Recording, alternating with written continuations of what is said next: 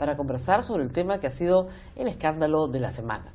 El caso Moreno, el negociazo. Ustedes han escuchado seguramente la forma en la que este ex consejero presidencial administraba sus propios negocios dentro del Palacio de Gobierno. Los hechos, por supuesto, han sacudido al gobierno porque hay varios asuntos que debieron haber sido tratados con anterioridad, como por ejemplo los antecedentes del señor Carlos Moreno, que nadie tuvo la oportunidad de revisar, habiendo sido una persona ya condenada por delito doloso contra la administración pública, por negociación incompatible. En realidad era completamente incoherente tenerlo como consejero, dado que Pedro Pablo Kuczynski ha propuesto en campaña la ley de muerte civil, es decir, que ninguna persona que tiene condena pueda regresar a servir en el Estado. Pero hay otros aspectos, además de conocer el CIS y el tema médico, que no se han examinado a profundidad, y hemos invitado a la profesora Romy Chan, penalista, abogada y profesora de la Universidad Católica, para examinar los tipos penales que se le podrían aplicar a Carlos Moreno y a otros como él, y ver si efectivamente esta denuncia va a tener alguna posibilidad de éxito. Gracias, doctora, por estar con nosotros. Al contrario, un placer.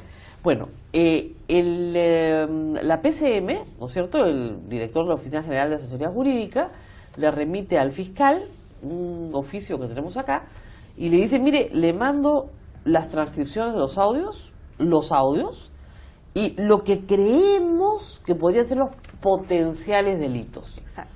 ¿No es cierto? Y hay una lista de delitos, 1, 2, 3, 4, 5, 6, 7, 8, ¿no?, que se los imputan a Carlos Moreno.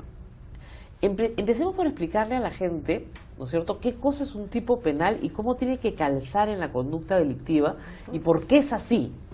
Exacto. Bueno, a ver, se entiende que para darle seguridad a los ciudadanos, para que nosotros sepamos dónde estamos en la línea del bien y dónde estamos en la línea del mal, es que el legislador debe sacar ciertas normas que describen supuestos de hechos en los que si nosotros incurrimos vamos a ser sancionados. Ese es el supuesto, eso claro. Es un delito. Ahora, pero ese supuesto de hecho tiene que estar descrito completamente, ¿no es cierto? Exacto. Y tiene que calzar perfecto en la conducta de la persona que ha cometido el delito. Claro, por el principio de legalidad, nosotros tenemos que observar que todos los elementos que se mencionen en el supuesto de hecho se cumplan o se verifiquen en la realidad. Y eso además se tiene que probar. Además, ahora, acusan al señor, para hacerlo más o menos rápido, Moreno, de concusión, colusión simple y agravada y cohecho pasivo propio. Pero el problema de estos tres tipos penales es que hablan de el cargo y el abuso del cargo. Por ejemplo, concusión dice, el funcionario servidor público que abusando de su cargo.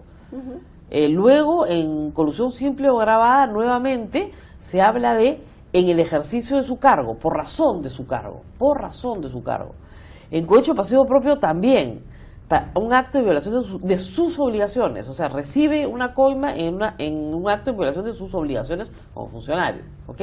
Ajá, y en el impropio, que es uno que falta ahí, es sí. También en la misma línea por hacer algo que es parte de sus obligaciones. Siempre el tema de las obligaciones. Claro, entonces, digamos, en colusión y en cohecho, sea cual sea en concusión, colusión y cohecho, sí. Ya, para decirlo claro, concusión es obligar a una persona a hacer algo, ¿no es cierto? Exacto. Colusión es yo contigo, exactamente, contigo, nos ponemos de acuerdo, nos coludimos para cometer un delito. Cohecho es coima. O sea, la gente se confunde, dicen, ahora los delitos tienen nombres raros. Cohecho es coima. ¿Ya? Pero en todos estos casos, la norma penal dice que tiene que ser en el ejercicio de su cargo. Sí. Y este señor tenía un cargo que no, digamos... Es que ahí está la duda. Ahí está la duda, ¿es cargo o no es cargo? Exacto, era un asesor. Que es funcionario público está claro, porque el Código Penal lo dice. Pero el problema es que en estos tres delitos, el funcionario público tiene que estar conectado con las obligaciones que son propias de su función. Claro. Porque por eso es que es un delito contra la función pública. Claro. Entonces, ahí hay un panorama bastante... difícil de probar. ¿Por qué? Porque la función del señor era darle consejos al presidente. Exactamente. Nada más. Nada más. Y en el ejercicio de esa función... no ha hecho este negociado. No. En todo caso, podríamos decir, sí, con cargo a comprobarlo, ¿no? Claro. Que él podría haber influido en ciertos funcionarios, que él podría haber dado un consejo que lo favoreciera, pero de allí a que sea un acto propio de su función es algo que va a estar bastante complicado de establecer. Muy bien. Ahora, vamos a las que pueden ser negociación incompatible, o aprovechamiento indebido del cargo. Además, eso digamos, ya tiene una condena por eso anterior, ¿no? Ya es repitente.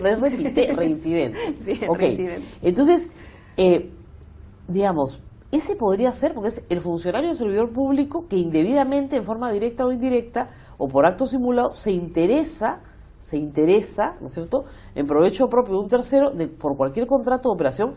Y acá viene el problema, en la que interviene por razón de su cargo, otra vez. Otra vez, lo que pasa es que aquí, esto habría que verlo, en función allá al todo lo que se actúa en la investigación, podríamos decir que de repente, producto de su cargo, él podía haber tenido cierto manejo a partir del cual podrían haberse realizado convenios o actividades a nivel de salud. Pero no